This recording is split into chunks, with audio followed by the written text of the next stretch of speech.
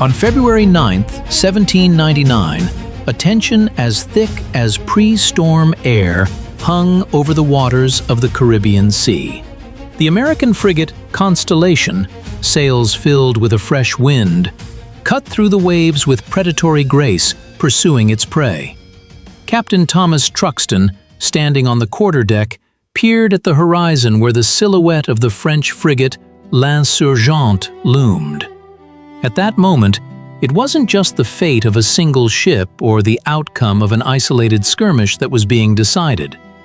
In these minutes, amidst the creaking of masts and the whistling of the wind in the rigging, the very idea of American statehood was being put to the test.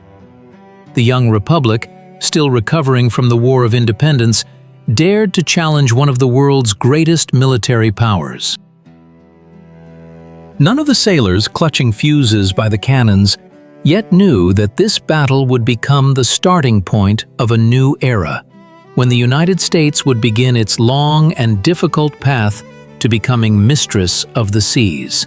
The roar of the first broadside shattered the tropical silence, and in clouds of white smoke mixed with the smell of sulfur and salt water, the old world began to give way to the new.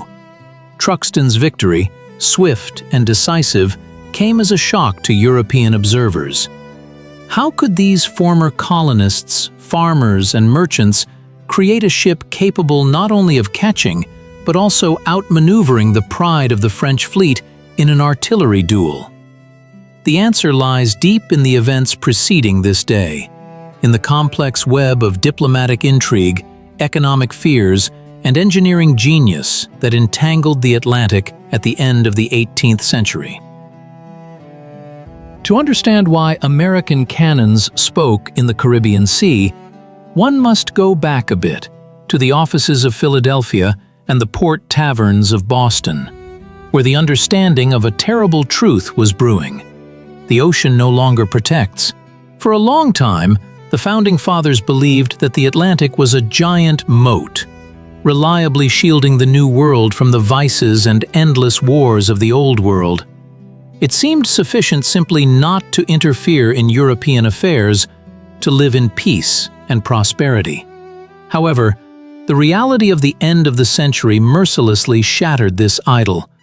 The French Revolution, initially met with enthusiasm in America, escalated into a global conflict, and U.S. neutrality became not a shield, but a target. French corsairs, acting with the tacit consent, and sometimes under the direct order of the Directory, began a real hunt for American merchant ships. Hundreds of ships were seized, cargo confiscated, and crews thrown into prisons. The economy of the young country, critically dependent on the export of grain, tobacco, and cotton, faltered. Virginia farmers watched their crops rot, and New England merchants calculated colossal losses. This was not just robbery, it was humiliation. Attempts to resolve the conflict diplomatically led only to the infamous XYZ affair, when French agents demanded a humiliating bribe just for the opportunity to begin negotiations. At this point, the cup of patience overflowed. The nation, only yesterday divided by internal contradictions, united around a simple slogan: millions for defense, but not 1 cent for tribute. Thus began to form the first outer layer of this large-scale historical conflict. America found itself facing an existential threat, without the tools to repel it. The country practically had no navy. The last ships of the Continental Navy had been sold off after the War of Independence due to chronic lack of funds. Now, the impossible had to be done: to create a combat-ready fleet from scratch, under conditions of a shortage of time, money, and specialists. This task fell on the shoulders of the first Secretary of the Navy, Benjamin Stoddert, a man of iron will and pragmatic mind. He understood that America could not afford to compete with European powers in the number of ships of the line, the giants of that time. An asymmetric response was needed, a solution that would allow smaller forces to contain a superior enemy. The solution was the brilliant project of shipbuilder Joshua Humphreys. He proposed a concept that was ahead of its time, to build not ordinary frigates but super frigates. These ships were to be faster than any ship of the line, to escape an unequal battle, and more powerful than any enemy frigate, to guaranteed destroy it in a one-on-one skirmish.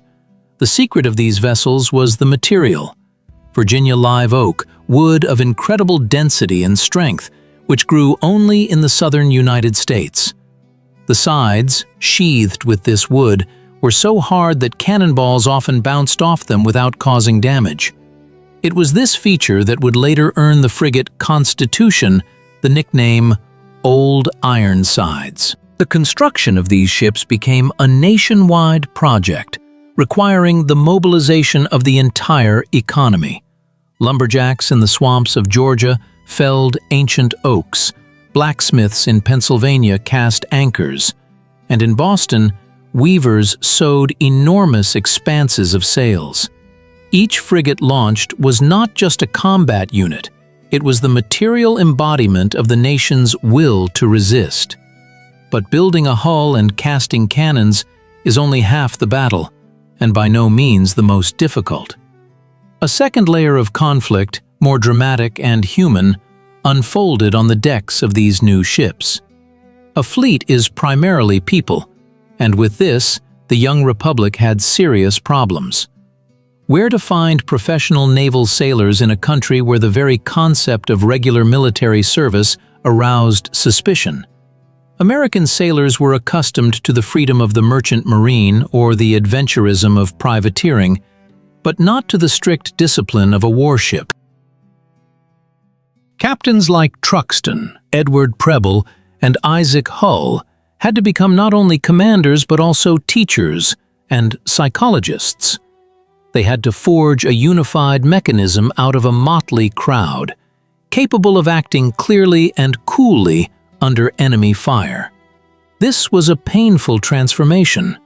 Strict regulations were introduced, and endless drills with sails and guns were conducted.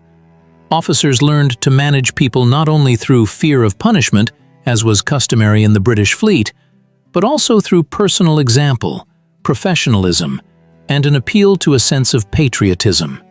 It was in the crucible of the quasi-war that the unique ethos of the American naval officer began to form. These were men of a new type, educated, technically competent, aggressive in battle, yet diplomatic in port. They understood that behind them there was no armada of hundreds of battleships, so every American ship had to be worth 3 enemy ones. A tradition was born, prioritizing the accuracy of artillery fire and the art of maneuvering. American gunners learned to shoot with anticipation, using the movement of the waves to send cannonballs precisely to the target. This perfectionism, born out of the necessity of survival, would become the hallmark of the U.S. Navy for centuries to come. However, behind the roar of cannons and the creak of rigging lay a third, deepest and most complex layer of conflict, the ideological one. In the political salons of Philadelphia and Washington, a battle raged no less fierce than on the open sea. The question of the fleet became a fault line, dividing the American elite into 2 irreconcilable camps. Federalists, led by Alexander Hamilton and President John Adams, saw the fleet as a necessary attribute of sovereignty. For them, ships were wooden walls protecting trade and a tool by which America could take its rightful place among civilized nations. They believed that weakness provokes aggression, and only strength can guarantee peace. Their opponents, the Republicans led by Thomas Jefferson, viewed the situation completely differently. For Jefferson, a large, ocean-going navy was a symbol of imperial ambitions, a costly toy of monarchs, unnecessary and dangerous for a free republic. He feared that the presence of a powerful navy would inevitably drag the USA into endless European wars, force it to take out loans, raise taxes, and strengthen central authority, ultimately leading to tyranny. Jefferson dreamed of an agrarian country living in virtuous isolation, where coastal defense was carried out only by small gunboats capable of repelling an invasion but unable to cross the ocean. This philosophical debate touched upon the very essence of what America should be: a trading empire actively participating in world affairs, or an isolated sanctuary of freedom. The paradox of history was that life itself forced even the most stubborn ideologues to reconsider their views. The Quasi-War became a cruel but effective teacher. It showed that in a global world connected by trade routes, isolation was impossible. American goods had to be sold in Europe, and European goods had to come to America. The economy dictated its terms, and these terms required the protection of communications. It became obvious that without a navy, independence remained merely a declaration on paper. Merchants losing ships, farmers unable to sell grain, all demanded action, and no philosophical arguments about the harm of a standing army could compensate for their losses. The transformation of views occurred at the most unexpected moment. In 1800, Thomas Jefferson, a fierce opponent of the Navy, won the presidential election. It seemed that the days of the Blue Water Navy were numbered, and indeed, one of his first decisions was to cut spending on shipbuilding and sell off some vessels. But history, with its considerable sense of irony, had a new challenge in store for Jefferson. No sooner had the shots of the quasi-war with France died down than a new threat emerged on the horizon: the Barbary pirates in North Africa. The pashas of Tripoli, Algiers, and Tunis had lived for centuries off the tribute paid to them by trading powers for the right of passage through the Mediterranean Sea. European monarchies, possessing huge fleets, preferred to pay off, considering it more profitable than waging war. But for the young American Republic, paying tribute was not only humiliating, but also ruinous. And here, Jefferson the pragmatist defeated Jefferson the philosopher. He was faced with a choice: either allow the pirates to strangle American trade, or use the very tool he had so criticized, an ocean-going navy. His beloved gunboats were useless off the coast of Africa. Only the heavy frigates built by the Federalists could reach there. The decision to send a squadron to the Mediterranean Sea marked a turning point in the history of American foreign policy. It was a crossing of the Rubicon. A president, elected on a platform of economy and pacifism, de facto authorized the first ever overseas military operation for regime change and the protection of interests thousands of miles from home shores. It was in the waters of the Mediterranean, in battles with corsairs, that the U.S. naval doctrine finally crystallized. It became clear that the state's security frontier did not run along the surf line, but where its citizens and its trade interests were located. The culmination of this process was the realization that the fleet is not just cannons and ships, it is the long arm of diplomacy. The successful actions of officers such as Stephen Decatur and William Bainbridge showed that respect in the international arena cannot be begged for. It can only be secured by force. The episode with the burning of the frigate _0_ captured by pirates, which Admiral Nelson called _1_ resonated throughout the world. The American flag ceased to be perceived as easy prey. European powers discovered with surprise that a new force had emerged in the West, one that would have to be reckoned with. But the most important result of this period was a mental revolution within American society itself. people stopped fearing the sea as an insurmountable barrier. The ocean began to be perceived as a road, as a field of opportunities. The idea that a strong fleet is a guarantor of economic prosperity became firmly rooted in public consciousness. The link, quote, to became indissoluble. Now every farmer in Ohio sending his wheat down the Mississippi understood that his well-being depended on whether an American frigate could ensure a safe passage from New Orleans into the Gulf of Mexico and then to Europe. The lessons of those years, hard won in battles and political skirmishes, echo in modernity.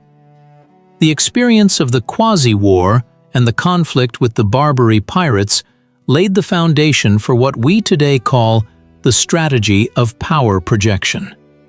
It was then that the concept of forward basing was born, the idea that it is better to stop a threat at distant approaches than to fight on one's own doorstep. The principle of freedom of navigation, which today is a cornerstone of international law and U.S. policy, was paid for with the blood of sailors from the Constellation and the Enterprise. Moreover, the events of that time demonstrated the critical importance of technological superiority. Victories were achieved not by numbers, but by skill and the quality of equipment. Humphrey's innovative designs proved that investments in science and engineering paid off handsomely on the battlefield.